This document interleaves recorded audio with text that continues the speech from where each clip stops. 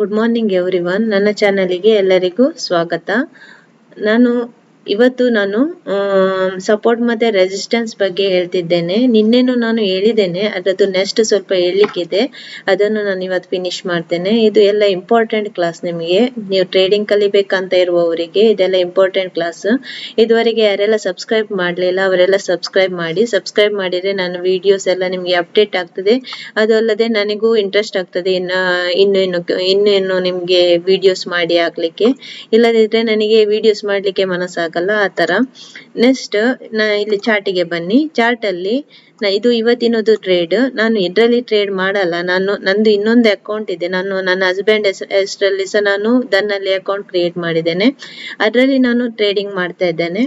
ಇದರಲ್ಲಿ ಸಹ ನಾನು ಸ್ವಲ್ಪ ಅಮೌಂಟ್ ಹಾಕಿದ್ದೇನೆ. ಅದರಲ್ಲಿ ಒಂದು 3 ಟ್ರೇಡ್ ತೆಗಿತೇನೆ ಅದ್ರಲ್ಲಿ ನಾನು ದಿನಾಲು.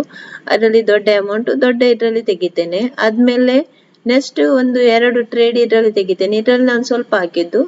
ಅದಂತ ಹೇಳಿದ್ರೆ ನಾವು ಅದರಲ್ಲಿ ಒಂದ್ಸಲ ಸಕ್ಸಸ್ ಆದಾಗ ದೊಡ್ಡ ಅಮೌಂಟ್ ಹಾಕಿದ ಅಕೌಂಟ್ ಅಲ್ಲಿ ನಾವು ಟ್ರೇಡ್ ಮಾಡುವಾಗ ಪುನಃ ತೆಗೆದ್ರೆ ನಮ್ಗೆ ಲಾಸ್ ಆಗ್ತಾ ಹೋಗ್ತದೆ. ಅದಕ್ಕೆ ನಾವು ಅದು ಲಾಸ್ ಆಗದಾಗೆ ನಾನು ಇನ್ನೊಂದು ಅಕೌಂಟ್ ಓಪನ್ ಮಾಡಿದ್ದು ನನ್ನ ಹೆಸರಲ್ಲಿ. ಇದು ನನ್ನ ಹೆಸರಲ್ಲಿ ಮಾಡಿದ್ದೇನೆ. ಇದರಲ್ಲಿ ನಾನು ಸ್ವಲ್ಪ ಅಮೌಂಟ್ ಹಾಕಿದ್ದೇನೆ. ಮತ್ತೆ ಇದರಲ್ಲಿ ಟ್ರೇಡ್ ಮಾಡ್ತಾ ಇದ್ದೇನೆ. ಅಂತ ಹೇಳಿದ್ರೆ ಅದರಲ್ಲಿ 3 ಟ್ರೇಡ್ ತೆಗಿತೀನಿ. ಇದರಲ್ಲಿ 2 ಟ್ರೇಡಿಗೆ ತೆಗಿತೀನಿ. ಇದರಲ್ಲಿ ಅಮೌಂಟ್ ಜಾಸ್ತಿ ಇಲ್ಲ. ದೊಡ್ಡ ಅಮೌಂಟ್ ಇದು ಟ್ರೇಡ್ ಅಲ್ಲಿ ನೀವು ಫಸ್ಟ್ ಗೆ ಟ್ರೇಡ್ ಮಾಡ್ಬೇಕು. ಆದ್ಮೇಲೆ ಅದರಲ್ಲಿ ಸಕ್ಸಸ್ ಆಗ್ತದಲ್ಲ, ಆದ್ಮೇಲೆ ಪುನಃ ಅದರಲ್ಲಿ ಟ್ರೇಡ್ ಮಾಡಬಾರ್ದು, ಬೇರೆ ಅಕೌಂಟ್ ಅಲ್ಲಿ ಮಾಡ್ಬೇಕು. ಆಗ ನಿಮ್ಗೆ ನಿಮ್ದು ಅದು ಪ್ರಾಫಿಟ್ ಲಾಸಿಗೆ ಕನ್ವರ್ಟ್ ಆಗಲ್ಲ. ಮತ್ತೆ ಇದ್ರಲ್ಲಿ ಸಣ್ಣ ಅಮೌಂಟ್ ಅಲ್ಲಿ ನೀವು ಜಾಸ್ತಿ ಟ್ರೇಡ್ ಲಾಟ್ ತೆಗಿಲಿಕ್ಕೆ ಹೋಗಲ್ಲ. ಯಾಕಂತ ಹೇಳಿದ್ರೆ ಅಮೌಂಟ್ ಇರಲ್ಲ ಹಾಗೆ. ನೆಕ್ಸ್ಟ್ ಇದರಲ್ಲಿ ನಾನು ಇವತ್ತು ಟ್ರೇಡ್ ಮಾಡುವಾಗ ನಾನು ಇಲ್ಲಿ ಸಪೋರ್ಟ್ ಮತ್ತೆ ರೆಸಿಸ್ಟೆನ್ಸ್ ಹಾಕಿಟ್ಟಿದ್ದೇನೆ. ನಿನ್ನೆದು ಕ್ಲಾಸ್ ಯಾರು ನೋಡದಿದ್ರೆ ನಿನ್ನೆದು ಕ್ಲಾಸ್ ವಿಡಿಯೋಸ್ ನೋಡಿ ಮತ್ತೆ ಇದನ್ನು ನೋಡಿ, ಇಲ್ಲದ್ರೆ ನಿಮ್ಗೆ ಅರ್ಥ ಆಗಲ್ಲ. ಅದರಲ್ಲಿ ಸಪೋರ್ಟ್ ಮತ್ತೆ ರೆಸಿಸ್ಟೆನ್ಸ್ ಬಗ್ಗೆ ಹೇಳಿದ್ದೇನೆ. ನಾನು ಇದರಲ್ಲಿ ಆಲ್ರೆಡಿ ಸಪೋರ್ಟ್ ಮತ್ತೆ ರೆಸಿಸ್ಟೆನ್ಸ್ ಹಾಕಿದ್ದೇನೆ. ಇದು ಸಪೋರ್ಟ್, ಇದು ರೆಸಿಸ್ಟೆನ್ಸ್. ಇದು ನಾನು ಇದರಲ್ಲಿ ಹಾಕಿದ್ದು ನೋಡಿ, ರೆಕ್ಟ್ಯಾಂಗಲ್ ಟೂಲ್ ಅಂತ ಇದೆ, ಇದರಲ್ಲಿ ಹಾಕಿದ್ದು.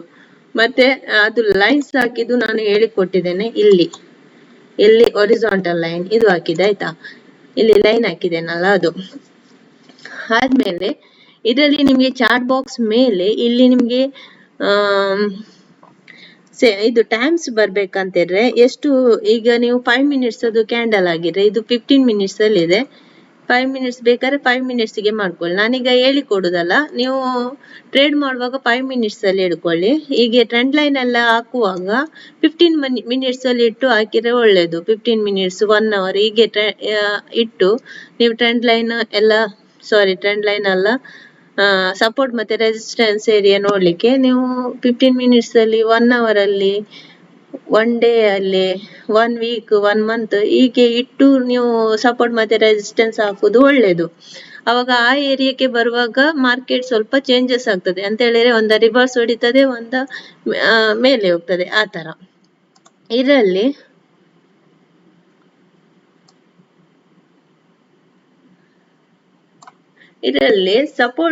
ಸಪೋರ್ಟ್ ಮತ್ತೆ ರೆಸಿಸ್ಟೆನ್ಸ್ ಅದು ನಾನು ಡ್ರಾ ಮಾಡಿ ತೋರಿಸ್ತೇನೆ ನೋಡಿ ನಿಮಗೆ. ಇಲ್ಲೀಗ ಬೈಯರ್ಸ್ ಎಂಟ್ರಿ ಆಗ್ತಾರೆ. ಅಯ್ಯೋ, ನನ್ನ ಡ್ರಾಯಿಂಗ್ ಒಳ್ಳೇದಿಲ್ಲ, 1 ಮಿನಿಟ್, ಇದು ಡಿಲೀಟ್ ಮಾಡುವ, ಇನ್ನೊಂದು ಡ್ರಾಯಿಂಗ್ ಹಾಕ್ತೇನೆ. ಇದರಲ್ಲಿ ನಾನು ಟ್ರೆಂಡ್ ಲೈನ್ ಅಲ್ಲಿ ಹಾಕ್ತೇನೆ. ಇದು ಸಪೋರ್ಟ್ ಏರಿಯಾ ಅಂತ ತಿಳ್ಕೊಳ್ಳಿ, ಇದು ಆಯ್ತಾ. ಇಲ್ಲಿ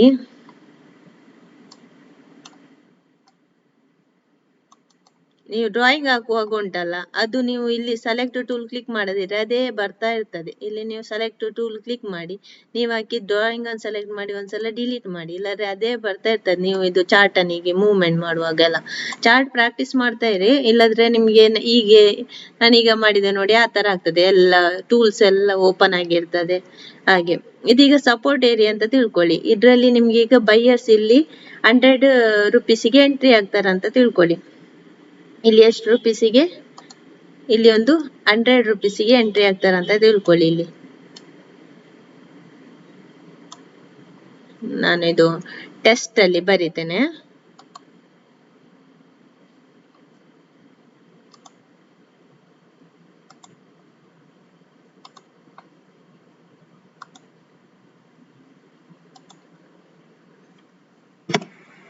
ಇಲ್ಲಿ ನಿಮ್ಗೆ 100 ರುಪೀಸ್ಗೆ ಬೈಯರ್ಸ್ ಎಂಟ್ರಿ ಆದ ಅಂತ ತಿಳ್ಕೊಳ್ಳಿ. ಓಕೆ, ಇಲ್ಲಿ ಬೈಯರ್ಸ್ ಅಂತ ಹೇಳಿದ್ರೆ ಗೊತ್ತಲ್ಲ, ಬುಲ್ಲಿಶ್ ಕ್ಯಾಂಡಲ್. ಬೈಯರ್ಸ್ ಎಂಟ್ರಿ ಇಲ್ಲಿ 100 ರುಪೀಸ್ಗೆ ಎಂಟ್ರಿ ಆದ್ರ ಅಂತ ತಿಳ್ಕೊಳ್ಳಿ. ಅವರು ಸ್ಟಾಪ್ ಲಾಸ್ ಎಲ್ಲಿ ಇಡ್ತಾರೆ? ಸ್ಟಾಪ್ ಲಾಸ್ ಅವರು ಬೈ ಮಾಡಿದ ಏರಿಯಾಕ್ಕಿಂತ, ಈಗ 100 ರುಪೀಸ್ಗೆ ಬೈ ಮಾಡಿದ್ರೆ ಅವ್ರದ್ದು ಸ್ಟಾಪ್ ಲಾಸ್ ಎಲ್ಲಿ ಇರ್ತದೆ? 80 ರುಪೀಸ್, 90 ರುಪೀಸ್ ಹೀಗೆ ಇರ್ತದೆ ಅವರ ಸ್ಟಾಪ್ ಲಾಸ್. ಅವರದ್ದು ಸ್ಟಾಪ್ ಲಾಸ್ ಇದ್ರ ಕೆಳಗೆ ಇರ್ತದೆ, ಹೀಗೆ 80 ರುಪೀಸ್, 90 ರುಪೀಸ್ ಹೀಗೆ ಇರ್ತದೆ. ನೀವು ಅದು ಚಾರ್ಟ್ ಗಮನಿಸಬೇಡಿ, ನಾನು ಇಲ್ಲಿ ಡ್ರಾಯಿಂಗ್ ಮಾಡಿ ತೋರಿಸ್ತಾ ಇದ್ದೇನೆ.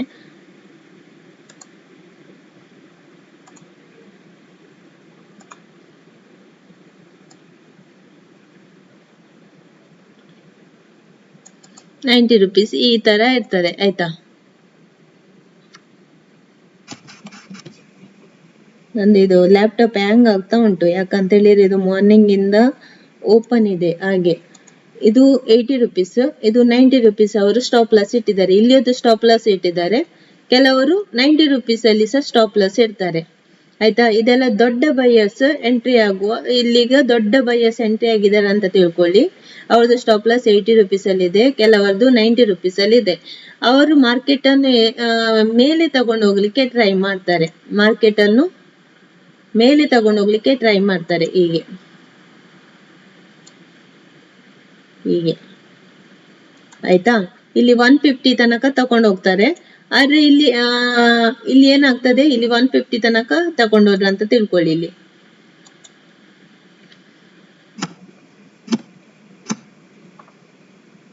150 ತನಕ ತಕೊಂಡೋದ್ರು. ಆದ್ರೆ ಇಲ್ಲಿ ಏನಿರ್ತಾರೆ, ಇಲ್ಲಿ ಸೆಲ್ಲರ್ಸ್ ಇಲ್ಲಿ ಕುತ್ಕೊಂಡಿದ್ದಾರೆ. ಇದೇನಾಗ್ತದೆ, ಇಲ್ಲಿ ಸೆಲ್ಲರ್ಸ್ ಕುತ್ಕೊಂಡಿರ್ತಾರಲ್ಲ, ತುಂಬಾ ದೊಡ್ಡ ಪ್ರಮಾಣದಲ್ಲಿ ಇಲ್ಲಿ ಸೆಲ್ಲರ್ಸ್ ಕುತ್ಕೊಂಡಿರ್ತಾರೆ. ಇದೇನ್ ಏರಿಯಾ ಆಗ್ತದೆ? ಇದು ರೆಸಿಸ್ಟೆನ್ಸ್ ಏರಿಯಾ ಆಗ್ತದೆ. ಇಲ್ಲಿ ನಾನು ಇದೇ ಹಾಕ್ತೇನೆ, ಇದೇ ಹಾಕ್ತೇನೆ. ಓಕೆ, ಇಲ್ಲಿ 150ಯಲ್ಲಿ ಸೆಲ್ಲರ್ಸ್ ಕುತ್ಕೊಂಡಿದ್ದಾರೆ. ಅವ್ರು ಏನ್ ಮಾಡ್ತಾರೆ, ಮಾರ್ಕೆಟ್ ಪ್ರೈಸ್ ಆಕ್ಷನ್ ಅನ್ನು ಮೇಲೆ ಹೋಗ್ಲಿಕ್ಕೆ ಬಿಡಲ್ಲ. ಇಲ್ಲಿ ದೊಡ್ಡ ಮಟ್ಟಿನ ದೊಡ್ಡ ಬೈಯರ್ಸ್ ಎಲ್ಲ ಇಲ್ಲಿ ಎಂಟ್ರಿ ಆಗಿದ್ದಾರೆ. ಇಲ್ಲಿ ಸೆಲ್ಲರ್ಸ್ ದೊಡ್ಡ ಪ್ರಮಾಣದಲ್ಲಿ ಕುತ್ಕೊಂಡಿದ್ದಾರೆ. ಇವ್ರೇನ್ ಮಾಡ್ತಾರೆ, ಬೈಯರ್ಸ್ ಗೆ ಮೇಲೆ ಹೋಗ್ಲಿಕ್ಕೆ ಬಿಡಲ್ಲ. ಹಾಗಾಗಿ ಮಾರ್ಕೆಟ್ ಪುನಃ ಏನಾಗ್ತದೆ, ಡೌನಿಗೆ ಬರ್ತದೆ, ಇಲ್ಲಿ ತನಕ ಬರ್ತದೆ, ಪುನಃ 100 ಲೆವೆಲ್ಗೆ ಬರ್ತದೆ. 100 ಅಲ್ಲಿ ಎಂಟ್ರಿ ಆಗಿದ್ದು ಪುನಃ 100 ಲೆವೆಲ್ಗೆ ಬರ್ತದೆ.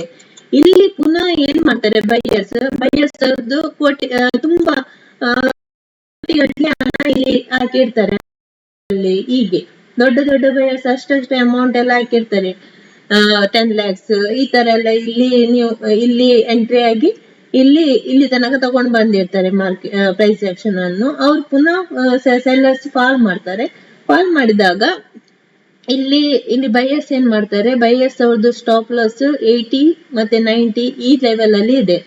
ಅದಕ್ಕೆ ಏನ್ ಮಾಡ್ತಾರೆ, ಅವ್ರದ್ದು ಸ್ಟಾಪ್ ಲಾಸ್ ಟ್ರಿಗರ್ ಆಗದಾಗೆ ಅವರು ಪುನಃ ಅಷ್ಟು ಏನ್ ಮಾಡ್ತಾರೆ, ಇದು ಪುನಃ ಅಷ್ಟು ಸಪೋರ್ಟ್ ಮಾಡಿ ಪುನಃ ಅಷ್ಟು ಇದು ತೆಗಿತಾರೆ, ಯಾವುದು ಶೇರ್ ತೆಗಿತಾರೆ. ಅವಾಗ ಏನಾಗ್ತದೆ, ಇನ್ನು ಆಡ್ ಮಾಡ್ತಾರೆ, ಅವರ ಶೇರ್ ಇನ್ನು ಆಡ್ ಮಾಡ್ತಾರೆ. ಅವಾಗ ಇಲ್ಲಿ ಬೈಯಿಂಗ್ ಲೆವೆಲ್ ಬೈಯರ್ಸ್ ಸ್ಟ್ರಾಂಗ್ ಆಗ್ತಾರೆ. ಬೈಯರ್ಸ್ ಸ್ಟ್ರಾಂಗ್ ಆಗಿ ಪುನಃ ಮಾರ್ಕೆಟ್ ಏನಾಗ್ತದೆ, ಮೇಲೆ ಹೋಗ್ತದೆ, ಹೀಗೆ ಮೇಲೆ ಹೋಗ್ತದೆ, ಆಯ್ತಾ?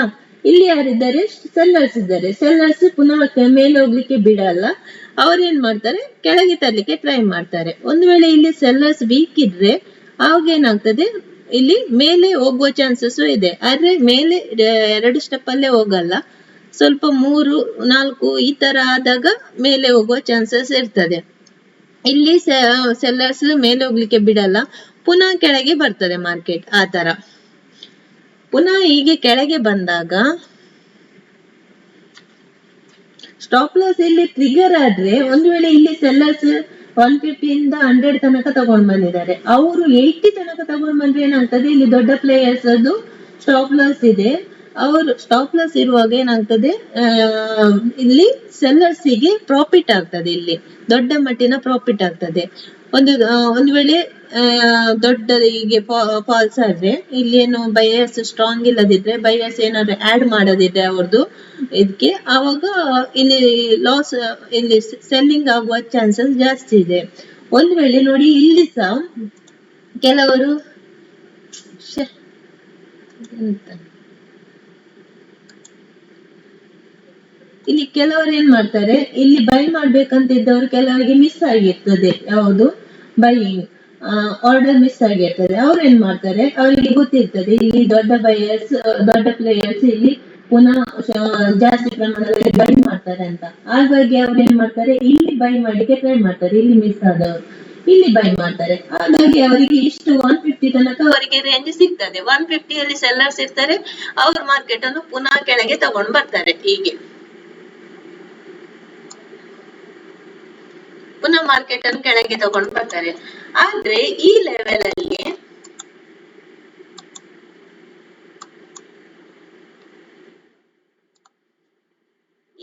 ಅಲ್ಲಿ ಬೈಯರ್ಸ್ ಇರ್ತಾರೆ. ಬೈಯರ್ಸ್ ಕೆಳಗೆ ತಗೊಂಡು ಹೋಗ್ಲಿಕ್ಕೆ ಬಿಡಲ್ಲ ಈ ಲೆವೆಲ್ ಅಲ್ಲಿ, ಆಯ್ತಾ. ಈ ಲೆವೆಲ್ಸ್ ಅಲ್ಲಿ ತುಂಬಾ ಬೈಯರ್ಸ್ ಕೂತ್ಕೊಂಡಿರ್ತಾರೆ, ಅವರು ಮಾರ್ಕೆಟ್ ಅನ್ನು ಕೆಳಗೆ ತಗೊಂಡು ಹೋಗ್ಲಿಕ್ಕೆ ಬಿಡಲ್ಲ. ಒಂದು ವೇಳೆ ಇಲ್ಲಿ ಬೈಯರ್ಸ್ ಗಿಂತ ಸೆಲ್ಲರ್ಸ್ ಸ್ಟ್ರಾಂಗ್ ಆಗಿ ಬಂದು ಇಲ್ಲಿ ಮೂವ್ಮೆಂಟ್ ಮಾಡಿದ್ರೆ, 1 ಮಿನಿಟ್ ನಾನು ಡ್ರಾಯಿಂಗ್ ಮಾಡ್ತೇನೆ, ನಿಮ್ಗೆ ಗೊತ್ತಾಗಲ್ಲ ಇಲ್ಲದಿದ್ರೆ. ಇಲ್ಲಿ ಸೆಲ್ಲರ್ ಸ್ಟ್ರಾಂಗ್ ಆಗಿ ಬಂದು ಹೀಗೆ 180 190 ಹೀಗೆ ಮೂವ್ಮೆಂಟ್ ಮಾಡಿದ್ರೆ ಇಲ್ಲಿ ದೊಡ್ಡ ಮಟ್ಟಿನ ಲಾಭ ಯಾರಿಗೆ ಸಿಗ್ತದೆ, ಸೆಲ್ಲರ್ಸ್ ಗೆ ಸಿಗ್ತದೆ. ಇವ್ರದ್ದು ಯಾರ್ದು ಬೈಯರ್ಸ್ ಅದು ಸ್ಟಾಪ್ ಲಾಸ್ ಎಲ್ಲ ಟ್ರಿಗರ್ ಆಗಿ ಅದೆಲ್ಲ ಯಾರಿಗೆ ಹೋಗ್ತದೆ, ಸೆಲ್ಲರ್ಸ್ ಗೆ ಹೋಗ್ತದೆ. ಆದ್ರಿಂದ ಈ ಸಪೋರ್ಟ್ ಮತ್ತೆ ರೆಸಿಸ್ಟೆನ್ಸ್ ಏರಿಯಾ ಉಂಟಲ್ಲ, ಇದು ತುಂಬಾ ಇಂಪಾರ್ಟೆಂಟ್. ನಾವು ಟ್ರೇಡ್ ಮಾಡುವಾಗ ಇದೆಲ್ಲ ತುಂಬಾ ಇಂಪಾರ್ಟೆಂಟ್ ಆಗ್ತದೆ. ಸಪೋರ್ಟ್ ಏರಿಯಾದಲ್ಲಿ ಬೈಯರ್ಸ್ ಇರ್ತಾರೆ, ರೆಸಿಸ್ಟೆನ್ಸ್ ಏರಿಯಾದಲ್ಲಿ ಅಂದ್ರೆ ಸಪ್ಲೈ ಲೆವೆಲ್ ಅಲ್ಲಿ ಸೆಲ್ಲರ್ಸ್ ಇರ್ತಾರೆ. ಅದೇ ರೀತಿ ಒಂದು ವೇಳೆ ಏನಾಗ್ತದೆ, ಕೆಲವೊಂದ್ಸಲ ಏನಾಗ್ತದೆ, ಇಲ್ಲಿ ಇದು ಬ್ರೇಕ್ ಮಾಡಿ ಹೀಗೆ ಕೆಳಗೆ ಬರ್ತದೆ. ಅಂದ್ರೆ ಇವ್ರದ್ದು ದೊಡ್ಡ ಪ್ಲೇಯರ್ಸ್ ಅದು ಸ್ಟಾಪ್ ಲಾಸ್ ಎಲ್ಲ ಹಿಟ್ ಆಗ್ತದೆ. ಇಲ್ಲಿ ಏನಾಗ್ಲಿಲ್ಲ ನೋಡಿ, ಇಲ್ಲಿ ದೊಡ್ಡ ಪ್ಲೇಯರ್ಸ್ ಬೈ ಮಾಡಿದ್ದಾರೆ, ಅವ್ರದ್ದು ಸ್ಟಾಪ್ ಲಾಸ್ ಇಲ್ಲಿ ಹಿಟ್ ಆಗ್ಲಿಲ್ಲ. ಯಾಕಂತ ಹೇಳಿದ್ರೆ ಇಲ್ಲಿ ಅವರು ಆಡ್ ಮಾಡಿದ್ರು. ಇನ್ನೊಂದ್ಸಲ ಅವ್ರು ಆಡ್ ಮಾಡ್ಲಿಕ್ಕೆ ಅವರ ಹತ್ರ ಅಷ್ಟು ಇದಿರಲ್ಲ. ಅವಾಗ ಏನಾಗ್ತದೆ, ಸೆಲ್ಲರ್ಸ್ ಇಲ್ಲಿ ಬೈಯರ್ಸ್ ವೀಕ್ ಆಗ್ತಾರೆ. ಹೀಗೆ ಹೋದಾಗೆ ಹೀಗೆ ಕಂಟಿನ್ಯೂ ಹೋದಾಗೆ ಬೈಯರ್ಸ್ ವೀಕ್ ಆಗ್ತಾ ಹೋಗ್ತಾರೆ ಸೆಲ್ಲರ್ಸ್ ಫೈಟ್ ಅಲ್ಲಿ. ಆವಾಗ ಏನಾಗ್ತದೆ, ಸೆಲ್ಲರ್ಸ್ ಒಂದೇ ಸಲ ಕೆಳಗೆ ಬರ್ತಾರೆ, ಬೈಯರ್ಸ್ ಅವ್ರದ್ದು ಸ್ಟಾಪ್ ಲಾಸ್ ಎಲ್ಲ ಟ್ರಿಗರ್ ಆಗ್ತದೆ. ನಾವೆಲ್ಲ ಟ್ರೇಡ್ ಮಾಡುವಾಗ ಏನ್ ಮಾಡ್ತೇವೆ, ಸಣ್ಣ ಪ್ಲೇಯರ್ಸ್ ಇಲ್ಲಿ ತಗೊಳ್ತೇವೆ, ಇಲ್ಲಿ ಬೈ ಮಾಡ್ತೇವೆ. ನಮಗೆ ಗೊತ್ತಿರ್ತದೆ 150ಯಲ್ಲಿ ಸೆಲ್ಲರ್ಸ್ ಇದ್ದಾರೆ ಅಂತ. 150ಗೆ ನಾವು ಕ್ಲೋಸ್ ಮಾಡಿ ಬಿಡ್ತೇವೆ, ಸೆಲ್ ಮಾಡಿ ಬಿಡ್ತೇವೆ, ಎಕ್ಸಿಟ್ ಆಗಿ ಬಿಡ್ತೇವೆ. ಪುನಃ ಅಲ್ಲಿಂದ ಇಲ್ಲಿ ತನಕ ಸೆಲ್ ಮಾಡ್ತೇವೆ, ಪುನಃ ಬೈ ಮಾಡ್ತೇವೆ, ಪುನಃ ಸೆಲ್ ಮಾಡ್ತೇವೆ, ಆ ತರ ಮಾಡ್ತೇವೆ. ಈ ಲೆವೆಲ್ ಅಲ್ಲಿ ಕಾಯ್ತೇವೆ, ಟ್ರಾಪ್ ಆಗ್ತದ ಏನಾಗ್ತದೆ ಅಂತ.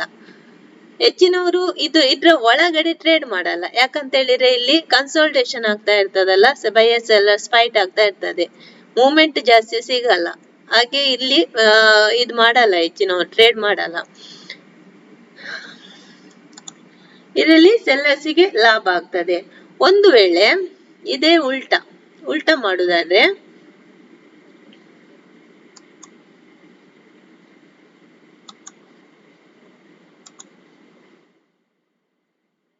ನಂದು ಇದು ಕಂಪ್ಯೂಟರ್ ಸ್ಲೋ ಇದೆ, ಅಂದ್ರೆ ನಂದು ಮಾರ್ನಿಂಗ್ ಇಂದ ಓಪನ್ ಇದೆ, ಕ್ಷಮಿಸಿ ಆಯ್ತಾ. ನಾನು ಇದು ಹೇಳುವಾಗ ಸ್ವಲ್ಪ ಸ್ಲೋ ಆಗ್ತಾ ಇದೆ. ಯಾಕಂತ ಹೇಳಿದ್ರೆ ನಿಮ್ಗೆ ಫಾಸ್ಟ್ ಆಗಿ ಹೇಳ್ಲಿಕ್ಕೆ ಆಗ್ತಾ ಇಲ್ಲ, ಕಂಪ್ಯೂಟರ್ ಮೂವ್ ಸ್ಲೋ ಆಗ್ತಾ ಇದೆ ನಂದು. ಅದು ನಾನು ಬೆಳಿಗ್ಗೆಯಿಂದ ಟ್ರೇಡ್ ಮಾಡ್ತಿರುವಾಗ ಈಗ ಕಂಟಿನ್ಯೂಸ್ ಮಾಡಿ ಈಗ ಪುನಃ ಕ್ಲಾಸ್ ಮಾಡುವಾಗ ಉಂಟಲ್ಲ, ಅದು ಇದಾಗಲ್ಲ, ಸ್ಲೋ ಆಗ್ತಾ ಉಂಟು. ಕಂಟಿನ್ಯೂಸ್ ಆನ್ ಉಂಟಲ್ಲ ಹಾಗೆ. ನೆಕ್ಸ್ಟ್ ಇಲ್ಲಿ ಸೆಲ್ಲರ್ಸ್ ಕೂತ್ಕೊಂಡಿದ್ದಾರೆ ಅಂತ ತಿಳ್ಕೊಳ್ಳಿ. ಇಲ್ಲಿ 1000ಗೆ ಸೆಲ್ಲರ್ಸ್ ಕೂತ್ಕೊಂಡಿದ್ದಾರೆ. ಇದು ನಾನು ಡಿಲೀಟ್ ಮಾಡ್ತೇನೆ. ರೇಟ್ 150 ಇದು ಆವಾಗ ಬೈಯರ್ಸಿಗೆ ಇಟ್ಟಿದ್ದು ಅಲ್ವಾ.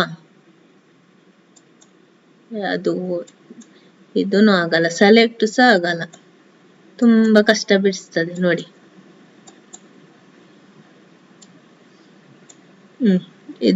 ಇದು ಡಿಲೀಟ್ ಮಾಡಿ, ಅದು ಬೇರೆ ಡಿಲೀಟ್ ಆಗ್ತಾ ಉಂಟು. ನಾನು ಸೆಲೆಕ್ಟ್ ಮಾಡುದೊಂದು, ಅಲ್ಲಿ ಡಿಲೀಟ್ ಆಗುದೊಂದು, ಆ ತರ ಆಗ್ತಾ ಉಂಟು. ನಾನು ಟೆಸ್ಟ್ ಡಿಲೀಟ್ ಮಾಡ್ತಾ ಇದ್ದೇನೆ. ಅಲ್ಲಿ ಲೈನ್ಸ್, ಟ್ರೆಂಡ್ ಲೈನ್ಸ್ ಡಿಲೀಟ್ ಆಗ್ತಾ ಉಂಟು.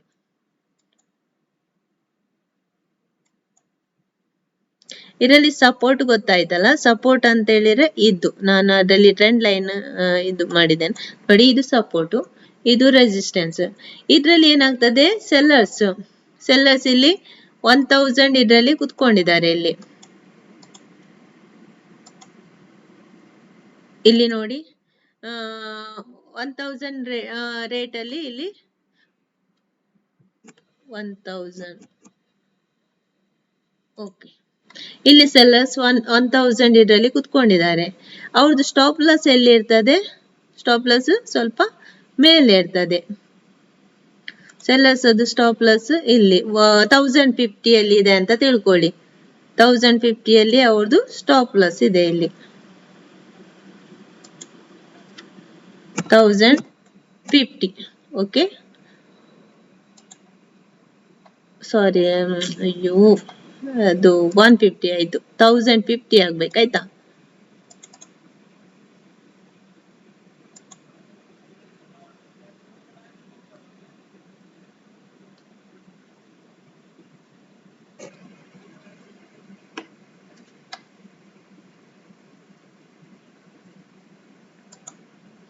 ಇಲ್ಲಿ 1050 ಅಲ್ಲಿ ಏನ್ ಇಟ್ಟಿದ್ದಾರೆ, ಸೆಲ್ಲರ್ಸ್ ಸ್ಟಾಪ್ ಲಾಸ್ ಇಟ್ಟಿದ್ದಾರೆ. ಇಲ್ಲಿ ದೊಡ್ಡ ಸೆಲ್ಲರ್ಸ್ ಇಲ್ಲಿ ಕುತ್ಕೊಂಡಿದ್ದಾರೆ ಅಂತ ಹೇಳಿದ್ರೆ, ಇಲ್ಲಿ ಬೈ ಮಾಡಿದವರು ಇಲ್ಲಿ ಸೆಲ್ ಮಾಡಿ, ದೊಡ್ಡ ಪ್ಲೇಯರ್ಸ್ ಇಲ್ಲಿ ಬೈ ಮಾಡಿದ್ರಲ್ಲ ಕೆಳಗೆ, ಅವರು ಇಲ್ಲಿ ಸೆಲ್ ಮಾಡ್ಲಿಕ್ಕೆ ಕುತ್ಕೊಂಡಿದ್ದಾರೆ.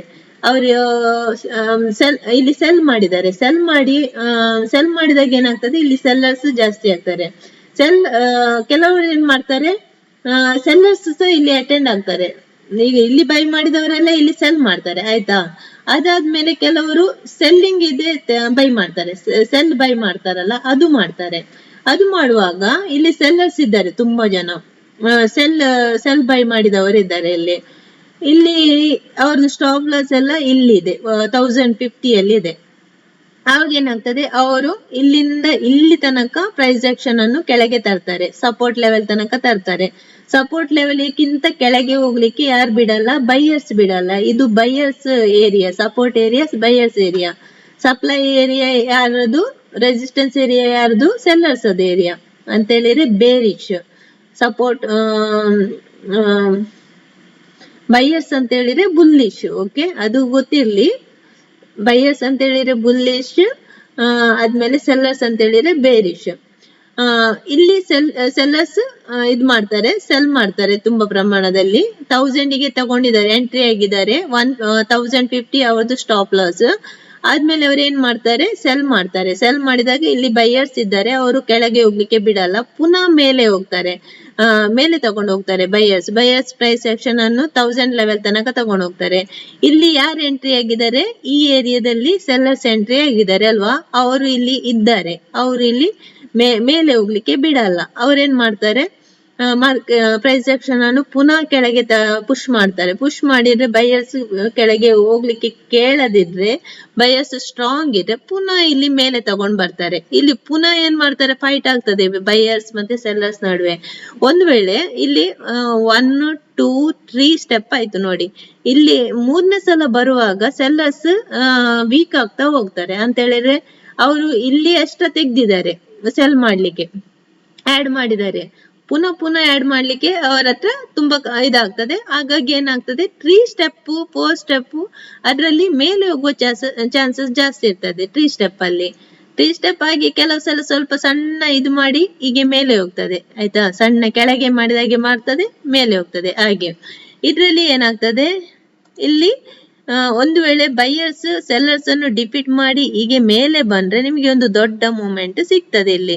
ಆವಾಗ ಏನ್ ಮಾಡ್ಬೇಕು, ನೀವು ಇಲ್ಲಿ ಎಂಟ್ರಿಯನ್ನು ಪಡಿಬೇಕು. ಇಲ್ಲಿ 1000 ಲೆವೆಲ್ ಅಲ್ಲಿ ಕ್ಯಾಂಡಲ್ ಕ್ಲೋಸ್ ಆದಾಗ ನೀವು ಎಂಟ್ರಿಯನ್ನು ಪಡಿಬೇಕು. ಯಾಕೆ ಇಲ್ಲಿ ದೊಡ್ಡ ಮೂವ್ಮೆಂಟ್ ಸಿಗ್ತದೆ, ಇಲ್ಲಿ ಸೆಲ್ಲರ್ಸ್ ಅವರದು 1050 ಅಲ್ಲಿ ಸ್ಟಾಪ್ ಲಾಸ್ ಇದೆ. ಅದು ಸ್ಟಾಪ್ ಲಾಸ್ ಆದಾಗ ಉಂಟಲ್ಲ, ಟ್ರಿಗರ್ ಆದಾಗ, ಆವಾಗ ನಿಮ್ಗೆ ಬೈಯರ್ಸಿಗೆ ಒಳ್ಳೆ ಪಾಯಿಂಟ್ ಸಿಗ್ತದೆ, ಪ್ರಾಫಿಟ್ ಆಗ್ತದೆ.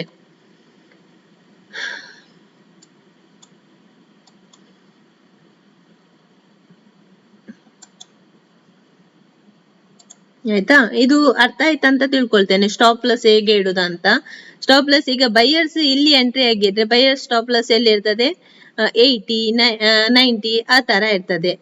ಬೈಯರ್ಸ್ 100 ಅಲ್ಲಿ ಎಂಟ್ರಿ ಆಗಿದ್ರೆ ಇದು 150 ಅಂತ ತಿಳ್ಕೊಳ್ಳಿ, ಇಲ್ಲ ಇಲ್ಲಿ 1000 ಲೆವೆಲ್ ಅಂತ ತಿಳ್ಕೊಳ್ಳಿ. 1000 ಲೆವೆಲ್ ಅಲ್ಲಿ ಇದು ಬೈಯರ್ಸ್ ಸೆಲ್ಲರ್ಸ್ ಇದ್ದಾರೆ.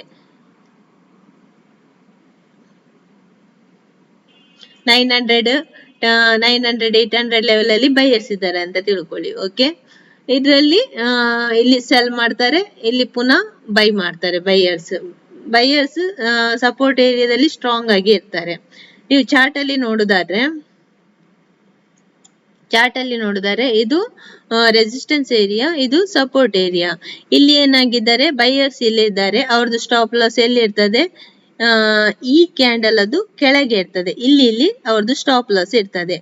ಇಲ್ಲಿ ಅವರು ಎಂಟ್ರಿ ಆಗ್ತಾರೆ ನೋಡಿ, ಈ ಕ್ಯಾಂಡಲ್ ಅದು ಕೆಳಗೆ, ಇಲ್ಲಿ ಅವ್ರದ್ದು ಸ್ಟಾಪ್ ಲಾಸ್ ಇರ್ತದೆ. ದೊಡ್ಡ ಪ್ಲೇಯರ್ಸ್ ಅದು, ಅವರು ಸಣ್ಣ ಅಮೌಂಟ್ ಹಾಕಿರಲ್ಲ, ದೊಡ್ಡ ಅಮೌಂಟ್ ಹಾಕಿರ್ತಾರೆ.